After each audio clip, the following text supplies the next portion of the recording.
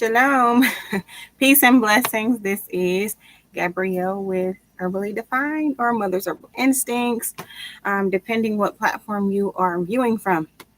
And um, I am here to answer some questions that I have been receiving regarding some products that I have in my birthing kits.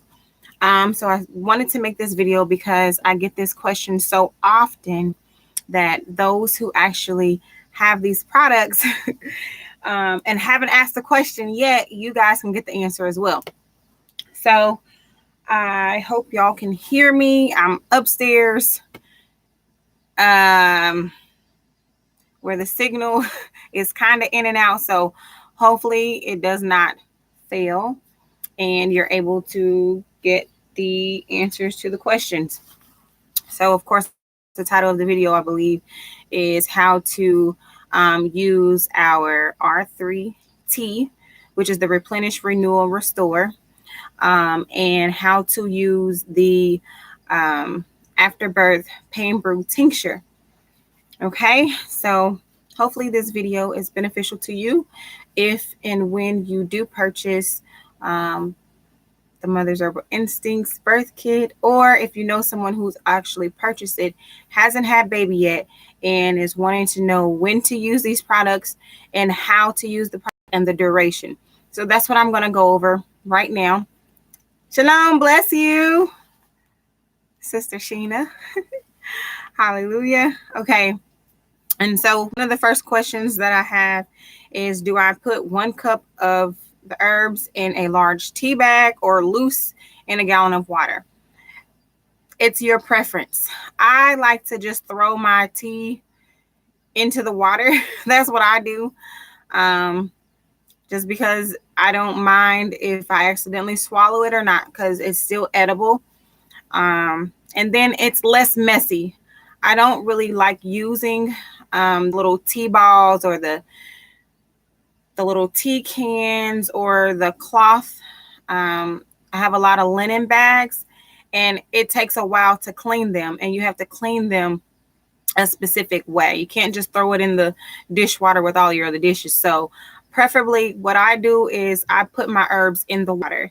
And when you put the herbs in the water, you want to make sure that you have a top on it, because if you boil or you allow them to steep with the top off, all of the properties are going to distill into the air.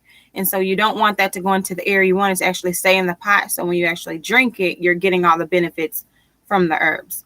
So it's your preference. You can put it in a linen bag. You can put it in a tea ball. You can put it in a tea mesh little can if you want to. You can put it in your own tea bags. I do know there are some companies that actually sells they're not linen, but they're like disposable tea bags, and you can put it in there yourself if you want to do it like that. But it's just up to you. It's not going to make it any different.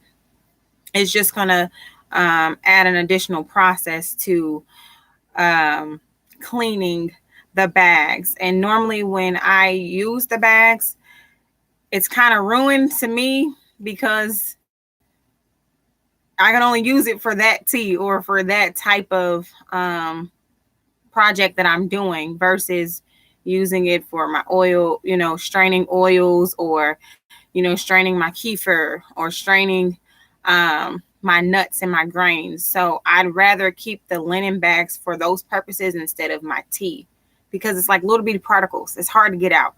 So your preference. Does the water have to be boiled hot, or does it have to be cold? Yes, the water has to be boiled. I recommend the hot infusion, just because that's the quickest way to get the tea steeped in the 48 hours for you to actually be able to consume. So what you actually want to do is, if you've never steeped tea properly before, you want to boil your water first, and then you can go ahead and place the herbs in whatever jar that you'll be drinking out of. You want to place the herbs in that jar once the water has reached its boiling point. And I kind of get specific on the temperatures of the water. It's based on certain teas that you use, which I will upload a a note to my Mother's Herbal Instincts page, letting you know the different degrees and temperatures that you want your water to be for the specific teas. If you want to get that technical. But I do that. I make sure that I have the right degree temperature settings for the certain teas, because not all teas are the same. You have white teas, you have black teas.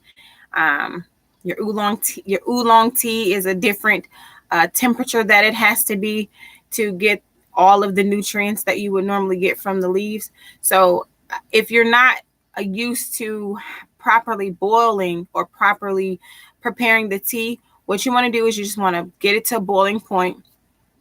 And then once the water is boiling, you're going to add the water to whatever container that you put your tea leaves in. Once you pour the water in there, you're going to cap it. If you're putting it in a mixing jar, you're going to put a cap over it. If you're just putting it in a glass pot, you're going to put a top over that as well. And you're going to, for the R3 tea, you want to let it steep for 30 minutes. So steeping just means let it sit for 30 minutes in the boiling water. You don't want to boil the water with the tea in there. Don't do that. You want to go ahead and have the water boiling. And then once it reaches the boiling point, pour the water on top of the herb, put the top on there and let it sit for 30 minutes. This is specifically for the R3 tea. After the 30 minutes, you want to go ahead and pour it off. If you don't want particles floating in your tea, you can get one of those, they're like little mini strainers that you can like put over your cup. It's like the same, I think they use them to stick in the sinks to catch food. I think that's what they're for, but I never use, I've always used them to strain different liquids and stuff. But you can go to the dollar store and they're like these, they're about that big, and they have them in 3 different sizes. They got really small, then they have like medium, and then they have like that big. The one that's the biggest will fit right on top of the mouth of a wide mason jar. Hold on just a second. Shalom, honey.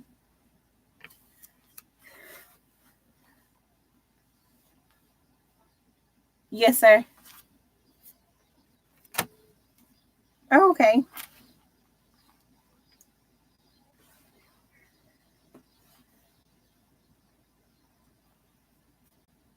You said what? Oh, okay.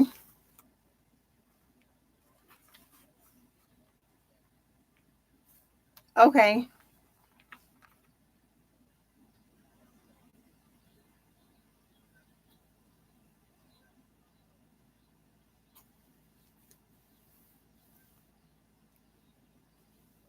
Yes, sir.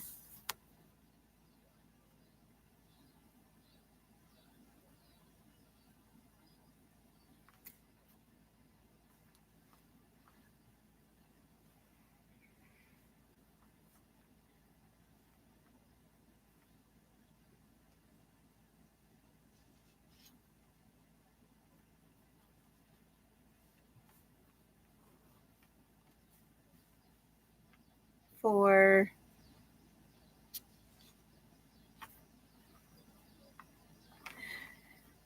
no.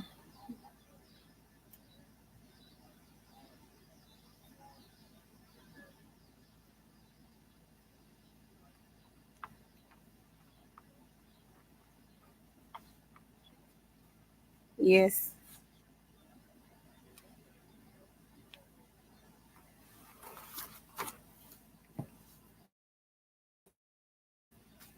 Okay. Honey, I'm on a live video. Okay. No, sir. Okay. Okay. All right. Shalom. Love you. Okay. Sorry. I had to answer the phone. When the love of my life calls,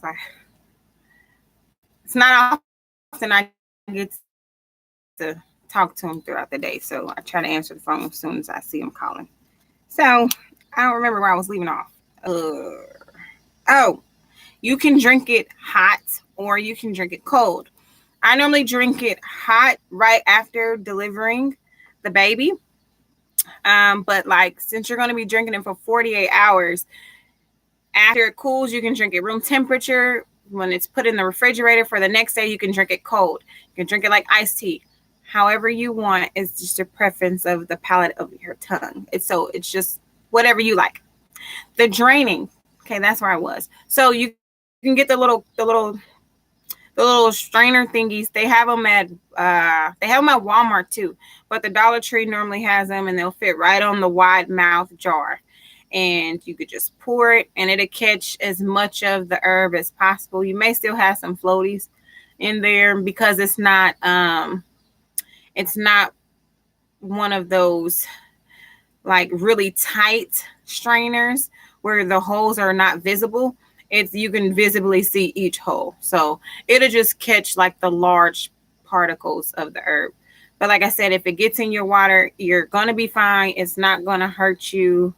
You're not gonna choke or anything like that unless you just have a thing with, you know, stuff floating in your water and it makes you choke. I don't know.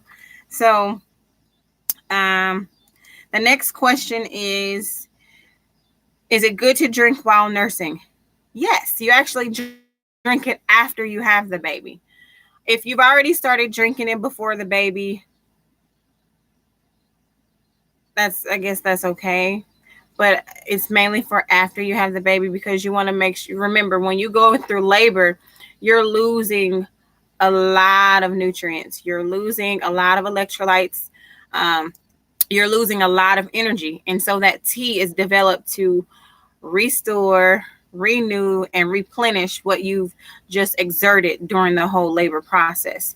And so you have exactly enough, and you have like a little bit more to get you through the 48 hours, depending on how much that you're drinking. I recommend you drink 5 to 6 cups a day or as needed. It tastes really good, so you might want to drink more than that. Daddy can drink it too. It's fine. I've had some families say that their husband has drank the tea with them as well, so it's fine. It's not gonna make dad start making milk or anything like that. And like I said, it's just the tea that's built for nutrition. Um, so um, yes, definitely good for nursing.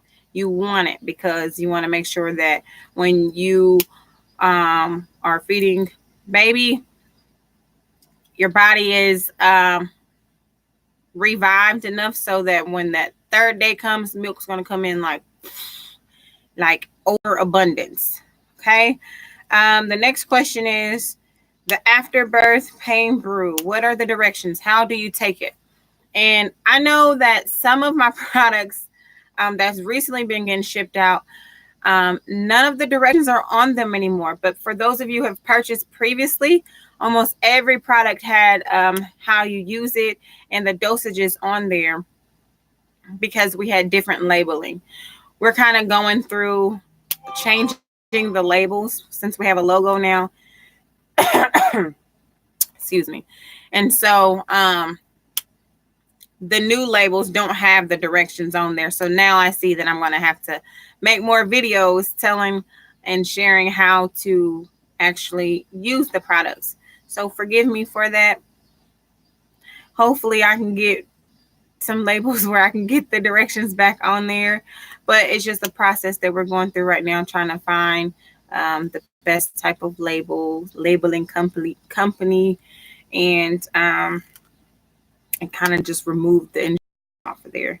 So hopefully this helps to where even if the label comes off of your bottle, you always can come back and watch the video. Okay, so how do you use the afterbirth pain brew? So this is kind of the same as with the R3 tincture. Well, it's not a tincture, the R3T. It's based off of your pain.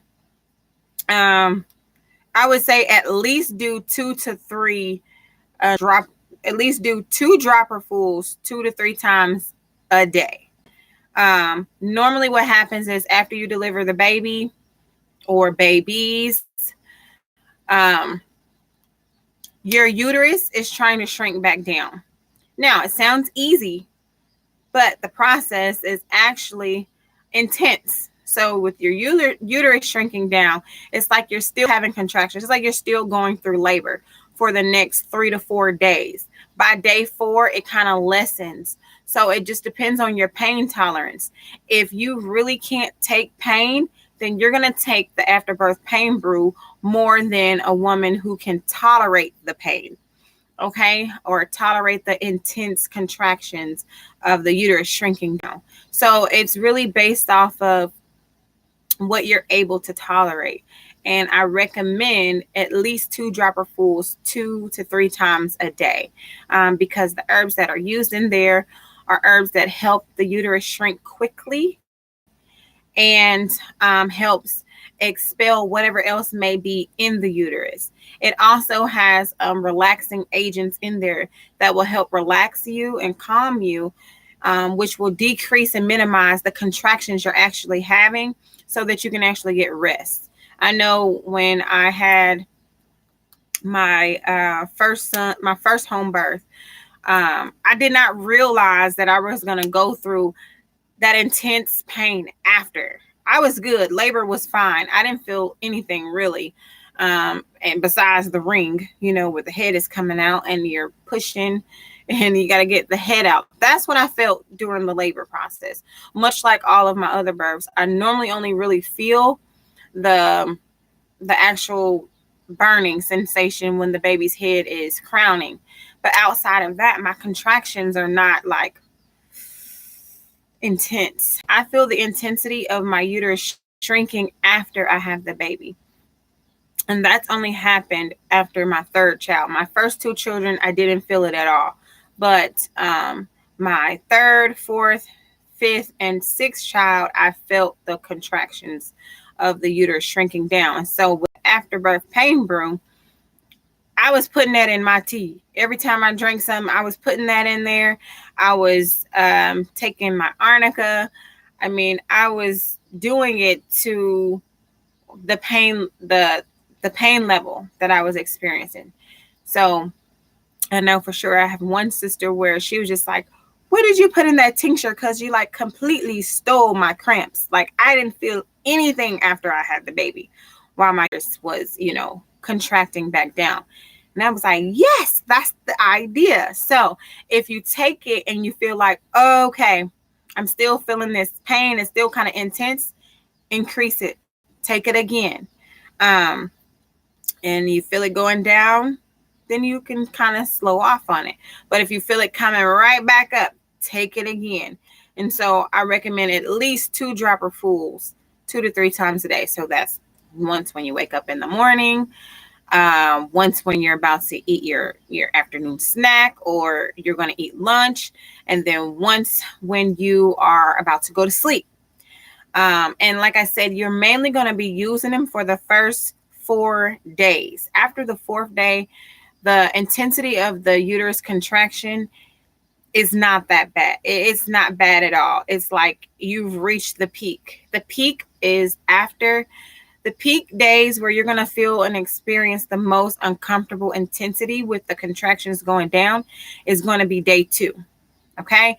You're not really going to feel anything after you have baby. You're going to feel it maybe 26 to 36 hours after having the baby. And day 2 and 3 are going to be the hardest days with those contractions of that uterus going down. So that's when you want to make sure that you're picking up your dosaging with the afterbirth pain brew. So just start with the 2 dropperfuls and then just kind of pay attention to your body. See, okay, this kind of hurts, or this is cool, this doesn't feel, or I feel woozy, or, you want to pay attention to your body. So test it out first. If you don't feel anything, then maybe your pain tolerance is way up there. So then you may need to do 2 more dropperfuls. Now, I recommend that you don't mix it in anything. I just recommend you put it right under your tongue and then take a swallow of water or a swallow of tea and just get it down. because if you dilute it, it's going to take longer for the effects. If you put it directly under your tongue, it's going to go through your jaws. It's going to get sucked right on in there. It's going to immediately get to your bloodstream where it needs to go quickly. But if you can't stand the taste, because I'm telling you now, it tastes bad. It don't taste good. It doesn't taste good at all. Trust me. I have to go like this when I'm taking it, and it's horrible. I'm just telling you now. It works, but it tastes horrible. It probably tastes horrible to me because I don't drink liquor and I don't drink fermented drinks. And so it tastes really bad to me. But somebody who's used to drinking like beer or I don't know, wine. I really don't know. I just know the smell of it. I don't know what it tastes like, but I know the smell of it. And I use hops. Hops is very good. You can make a hops tea as well. And I know hops are used for making beer. And so it tastes disgusting. And my husband's like, if you don't drink, you need to drink it. Baby, it's not that bad. Just drink it. I'm like, it's so horrible. I can see my mom. You're so dramatic. No, it's really bad, y'all. I'm serious. For me. But if you're used to drinking wine or strong drink or fermented items, it won't be that bad for you. It's just horrible for me. So I'm just letting you know now, when you take the tincture, if you haven't taken it already, it tastes nasty. But you can add a little bit of salt. A little bit of Himalayan pink sea salt will make it taste a little bit better. Literally a little bit better. Not like way better. A little bit better. Okay. When to take it? You're going to take it after you have baby.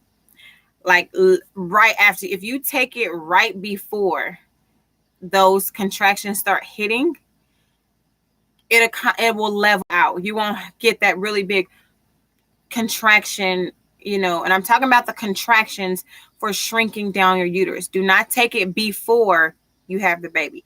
You want to take it after you have the baby. I normally take the pain tinctures right after I've delivered baby. It's going right on in there with all the teas. I put on the areola creams. I use everything prior to, so that way, even if I don't develop any type of soreness with the nipples or the areola, or even if I don't develop hemorrhoids, I go ahead and I put everything on. So in the event that if it does, everything's already activating. Everything's already being sucked into my body, put into the tissue to start working against the formation of anything. And so I would take it immediately after I have baby and I have my first cup of tea. Okay. Yeah, I did it often because I don't like those intense pains that come with the uterus shrinking. And I also did it often because I noticed that the pain would become hard for me to endure while nursing the baby. And I don't want to do anything to where I can't do skin to skin and I can't nurse the baby. So I get on it immediately and I make sure I take it often because I don't want to refuse suck to my children at all. And I want to make sure that I get as much skin to skin contact with them as possible. And this tincture will definitely help you achieve both of those desires. Okay. I have a breast lactate massage oil. And the question is, what do I do? How do I use it? Okay, so this is actually not for like right after you have the baby. This is for moms who normally start off really good with producing milk. And then it seems like 3 to 4 weeks later, their milk kind of dies down and they're not producing as much milk as they were when they first had the baby. That's normal. That's perfectly normal. And, I can explain why that happens. The reason why it seems like that your milk drops off after 3 to 4 weeks, or even, yeah, the third week after the milk has come in, is because your body has figured out the right amount of milk that is needed to feed the baby. And so it's no longer producing an overproduction of milk. And so some moms think that means that they're not making enough milk, but your body is making the right amount of milk for your baby. I always recommend moms, so that you don't have that let off. Even after you nurse baby, put the pump on. You can manually express if you know how to express milk from your breast with just using your hand. You can just express some. And I think I did a video. I did a breastfeeding video. I'm not sure if I actually went over how to manually express from your breast. But I'm going to do another one and I'll go over that again. But if you know how to manually express from your breast, you can do that as well, and do it for like 5 to 10 minutes. If you don't know how to do it, you can just get a hand pump and you can pump one side 5-10 minutes, and then pump the other side 5-10 minutes. This is going to send signals to your brain. It's going to send signals to your breast to say, hey, it's not enough milk, so you need to make more this next feeding. And so you'll always have an abundance of milk coming in, even if baby can't eat it all. Sometimes mothers produce a lot of milk and the baby doesn't empty her breast completely. When that happens, get a breast pump, empty your breast. Empty your breast, put it in a bottle or put it in, I normally have tons and tons of Lancino milk bags that I use, as well as the Medela milk bags, and I fill them up. If my babies don't empty both breasts, the rest of that milk is going in those bags and it's going in the freezer. So that way, when you have a low day or you have a day after you have healed, after you've come off your purification, for those of you who actually go through a purification process, after you come off of that, you actually have some milk that you have stored up from when you had overexpression. So don't allow the milk to stay in there. You want to actually, you want to make sure that you empty your breast. If your baby doesn't empty it, you empty it, okay? You never have too much milk. Trust me. You're going to wish one day that you would have kept all that milk that you produced. Your baby be 5 years old and you're going to be like, dang, I should have kept that milk. Because it's a really good, okay? It's more than a benefit for the baby. You can use it for years on end. Like, I use it for everything. My husband was like, he was jokingly, I know he was serious, but he was like saying it jokingly. He's like, what are you going to do when you stop making milk? He's like, do you have enough of your lotion? Do you have enough breast milk soap for when you don't make milk, for when you're not lactating anymore? And I was like, that's a good question. Dang it. And that's like what went in my mind, like, because even if you have milk that is spoiled, you can use that and make breast milk soap. I make breast milk soap and I love it. Like, it's the best soap I could ever use for my skin. I'm trying to tell y'all right now, you need to make you some breast milk soap. Go find your sister. If you're not lactating anymore, find you a sister who eats clean, who has a good eating lifestyle, who drinks lots and lots of water, whose body is in good condition. Look at her baby. It's her baby's health. Her baby's skin look good. If her baby's skin look good, and then you're getting good quality milk. If the baby's in good condition, you're getting good quality milk. Nice chunky baby. I love chunky babies. I'm sorry. Get the milk. Make some breast milk soap. I mean, a 1.5 ounce will make one whole loaf of breast milk soap. Like, I think I'm on my last bar of breast milk soap from my last baby, from Mikael. And Mikael is 18 months. I still have breast milk lotion stored up. I still have breast milk cream, breast milk hair cream.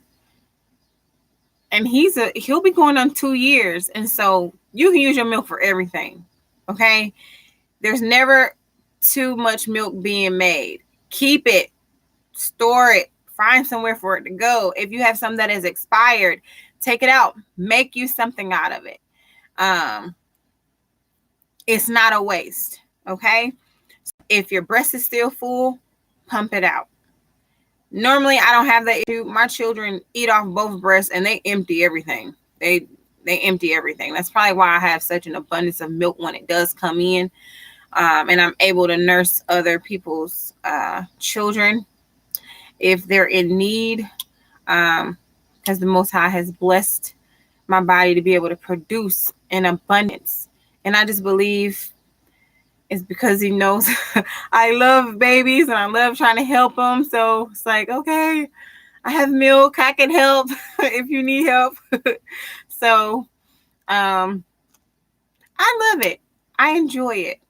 And you don't want to get engorged either. So empty, because if you don't empty your breast, you will get engorged.